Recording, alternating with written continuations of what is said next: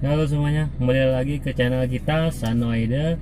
Kali ini saya akan memberikan tips cara mencegah penyebab mesin panas dan AC yang tidak dingin ya, yang terjadi secara mendadak. Ini dapat menyebabkan kerugian yang sangat fatal ya. Mesin kita mengalami kerusakan fatal. Untuk perbaikannya kita bisa menghabiskan uang jutaan rupiah ya. Ini berdasarkan pengalaman pribadi saya saat berkendara, dan ini terjadi pada saat di perjalanan ya. Jadi saat itu saya mengatasinya secara langsung. Jadi di video kali ini saya akan memberikan tips cara mencegah dan mengatasi mesin yang panas mendadak dan AC yang mendadak tidak dingin ya. Perhatikan dan saksikan terus video kita. Subscribe channel kita bagian yang belum subscribe, dan like and share. Jadi kita saksikan ya cara mengatasinya dan tipsnya. Jangan skip videonya ya. Pada saat berkendara kita harus memperhatikan speedometer ya. Jangan lengah dengan speedometer kita. Lihat jarum temperaturnya pada posisi separuh atau di bawahnya ya. Apabila pada posisi tersebut berarti komponen mobil kita bekerja dengan baik. Pada mobil saya ini karena saya pasang extra pen, jadi saya kasih tombol extra pen ya, dan di situ ada lampu. Apabila extra pen menyala, tombol lampunya akan terlihat. Jadi itu bisa jadi indikator untuk melihat apakah extra pen kita bekerja ya. Ini saat extra pen menyala ya, lampunya juga menyala. Di situ bisa kita lihat bahwa komponen extra pen atau kipas bawaan mobil itu juga menyala. Jadi apabila mesin mengalami trouble atau panas, bisa terlihat dari indikator tersebut ya. Jadi kita berkendara jangan lengah, perhatikan terus indikator tersebut ya. Untuk cara mengatasinya kita bisa memperhatikan air radiator mobil kita ya. Kita biasanya pagi sebelum berkendara kita cek dulu air radiatornya, tetapi kita harus memperhatikan ini ada karetnya ya, tutupnya ini ada karetnya, ada karet radiatornya ini, ada 3 ini karet radiatornya ini. Jangan sampai hilang ya, karena kita buka tutup air radiator ini itu bisa menjatuhkan karetnya ini ya, karena ini sangat berbahaya.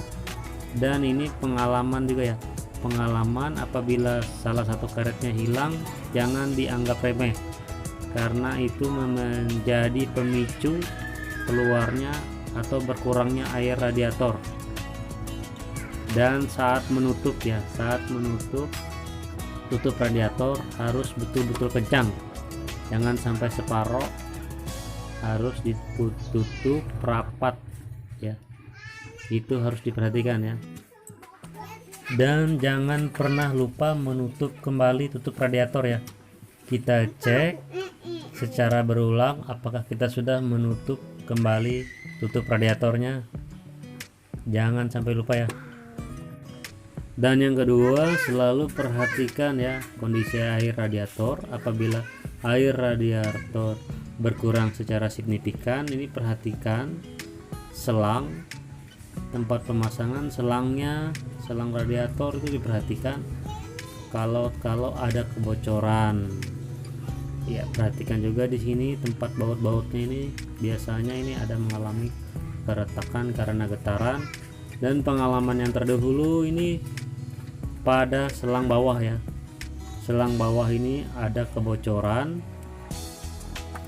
Tips untuk ini, tempat selangnya ini kan pada besinya itu, apabila ada kebocoran kita bisa tambal pakai plastik steel ya, lem besi yang sebelumnya kita bersihkan dan kita amplas ya. Ingat harus diamplas dulu baru kita lem.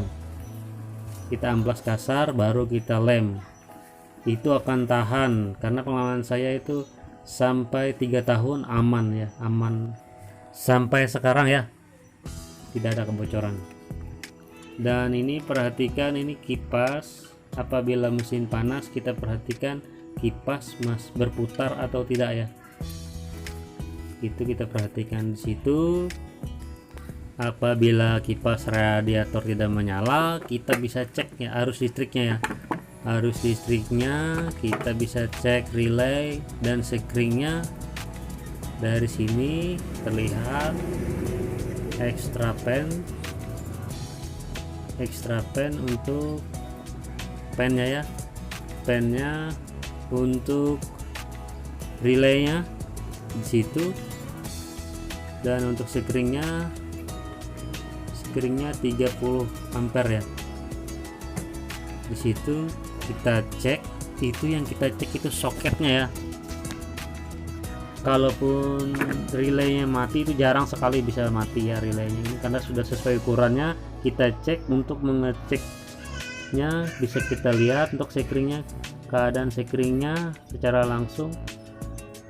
Dan untuk relay kita cek, mengetesnya kita goyang-goyang ya, pada saat hidup kita goyang-goyang. Apabila ada percikan berarti soketnya longgar, apabila ada percikan listriknya ya berarti soket longgar.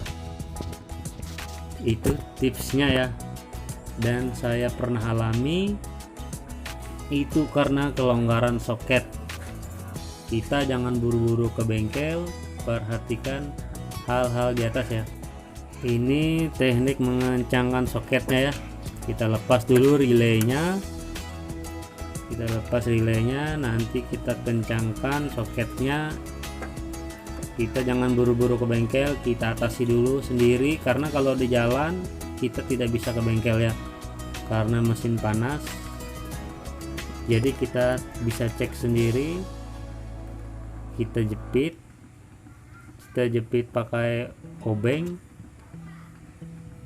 Kalau tidak ada obeng, kita bisa jepit pakai tang ya.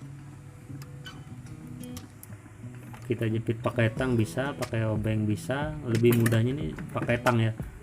Kita jepit pakai tang seperti ini ya, agar soket kuat dan tidak longgar ya. Ini sangat mudah sekali caranya, jangan buru-buru ke bengkel ya. Jadi ini betul-betul pengalaman pribadi saya ya, saya atasi langsung dan tidak sempat mengalami kerusakan yang fatal ya. Jadi itulah keuntungannya kita bisa mengatasi sendiri. Sampai di sini video kita kali ini. Sampai jumpa di video kita yang berikutnya. Terima kasih.